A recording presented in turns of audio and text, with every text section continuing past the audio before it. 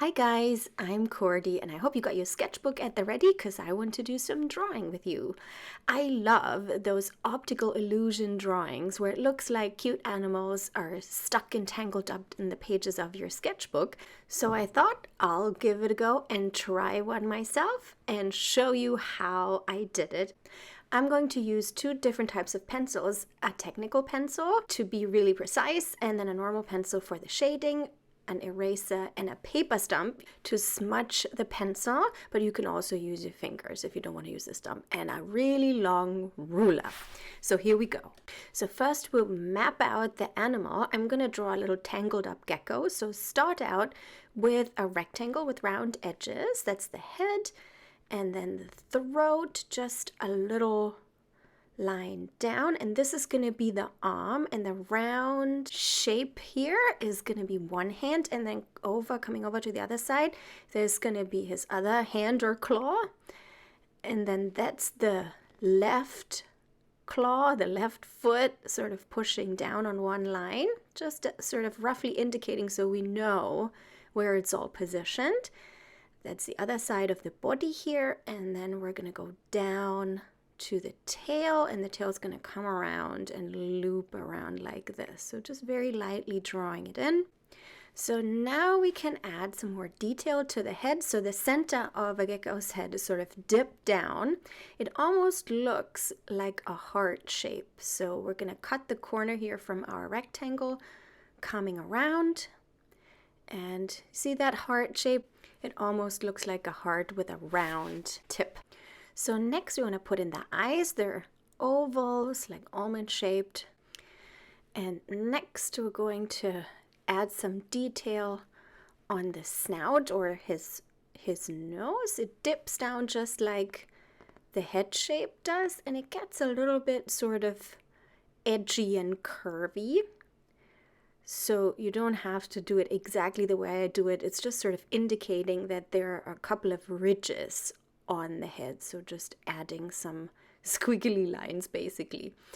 Then the nostrils underneath right here, and then the mouth. It stretches all across the side of the face, and the corners of the mouth, they end up sort of at the center of the eye, and it dips down again, almost like the bottom of a heart shape.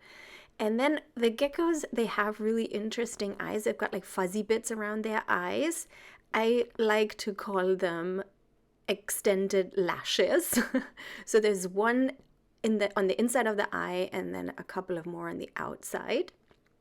So basically just drawing extra eyelashes, which I love. On animals and humans, they just make the eyes look so pretty. So I think we're taking that head in a little bit so it's not that wide.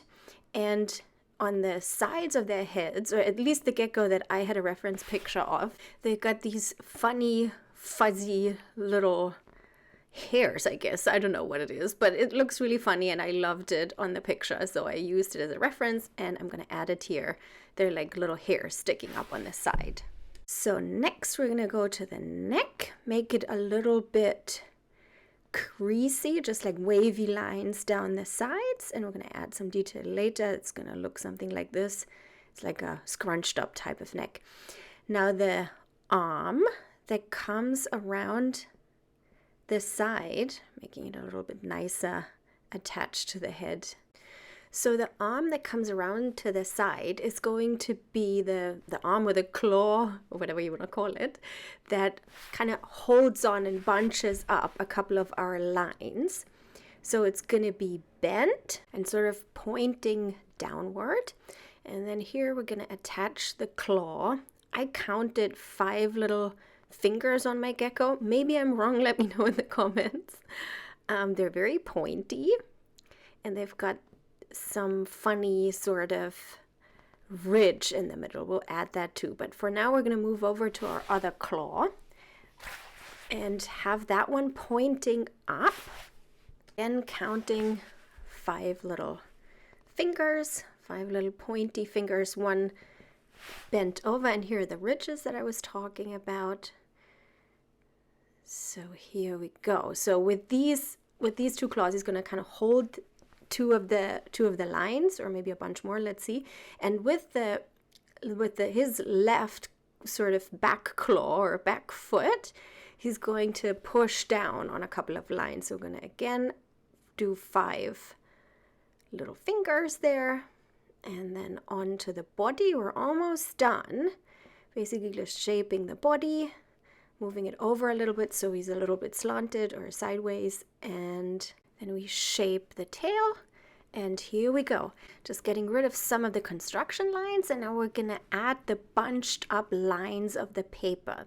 So one is gonna be stuck underneath his arm out here, and the next line is in his hand. He kind of holds it, and then that's the line I was talking about, that he kind of pushes down with his claw, and then another line at the beginning of his tail. Now it gets interesting. We are going to add the straight lines to the left and right of our bendy one, of our crunched one, and make the connection.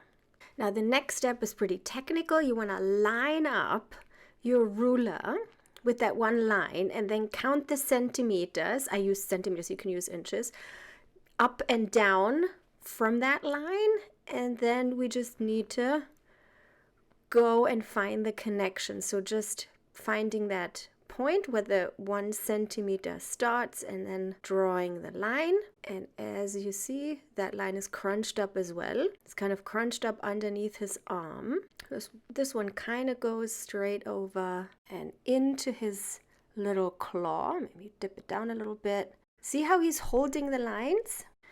So the next one goes behind him, left and right, and then lining up again with the centimeter dot you made on the side. And now we're going to draw the line that is attached to the foot, that is sort of pushed down. So let it come up and then line it up to your 1 centimeter point. See, it looks like he's pushing down on that line.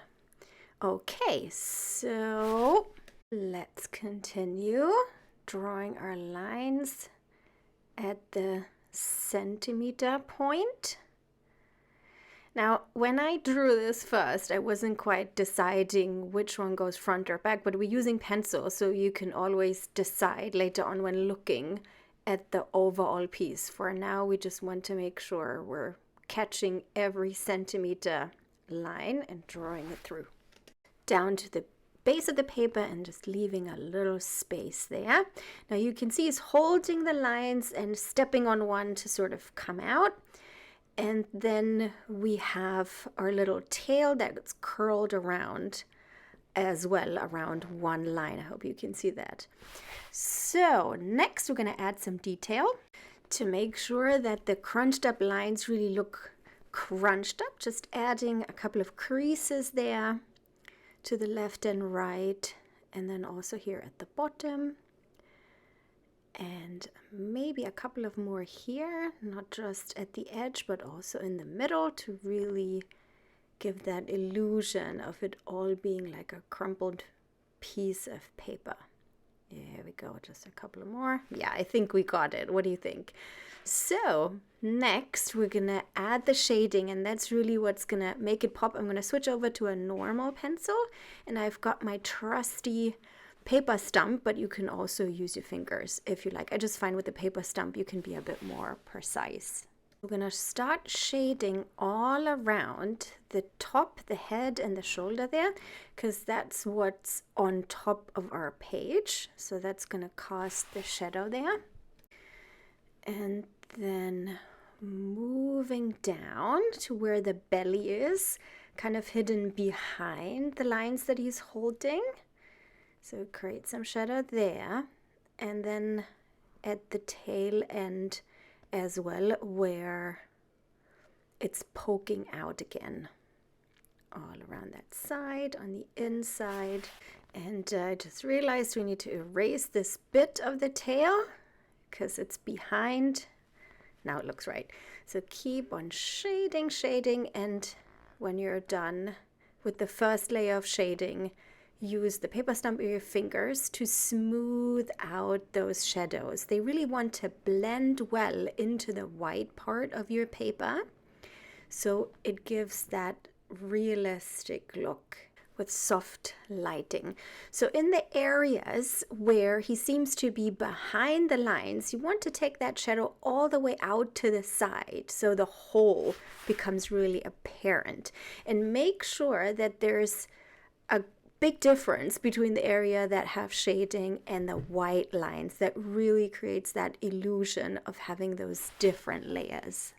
So here he is again hiding, or not hiding, but behind the lines that he's holding, and then down here as well. So keep adding the shadows, blending them in. A good tip is to line the lines, the paper lines, with a really thin fine liner before you add the shadows, because then they don't blend into your blending. I didn't do that here, but I did it in my other piece, so it's just another little tip so you don't get rid of those lines that you drew. So more shading all the way out to the side to create that look of it being behind some of the lines. And yeah, you have to just use your own judgment when you do this. I kind of think I got it. I guess it takes a lot of practice to get these things 100% right. But if you don't try it for the first time, you'll never know if it will work, and there's no practice. So keep trying, just like I did, and it somewhat resembles, not maybe 100%, the beautiful ones that I showed you in the beginning, but we can imagine that he's tangled behind those lines. So I'm going to add some deeper shadows very close to the body, just darkening it in a little bit.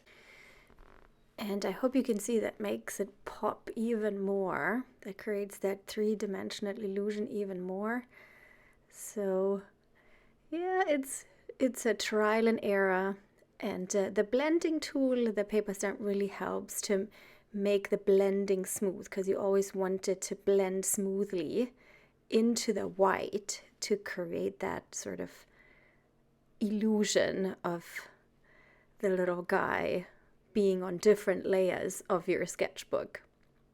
So here we go, the last little bits and pieces on the bottom here. And I'm going to use my secret little eraser pen just to get rid of the smudges here. And then, as I mentioned before, you can use a fine liner. I used 0.05 to line the lines. That does help when you do the shading. But here he is, and I did create a color version of this as well using gouache and watercolor. I think he turned out kind of cute. Definitely room for improvement, but I think we can tell that he's tangled up in my sketchbook. So you can go ahead and color yours in now. If you want to learn a little bit more about working with color, come visit me on Skillshare. If you use the link below, you get 1 month free. Also, don't forget to like and subscribe. And I see you soon for some more drawing fun. Have a lovely day. Bye!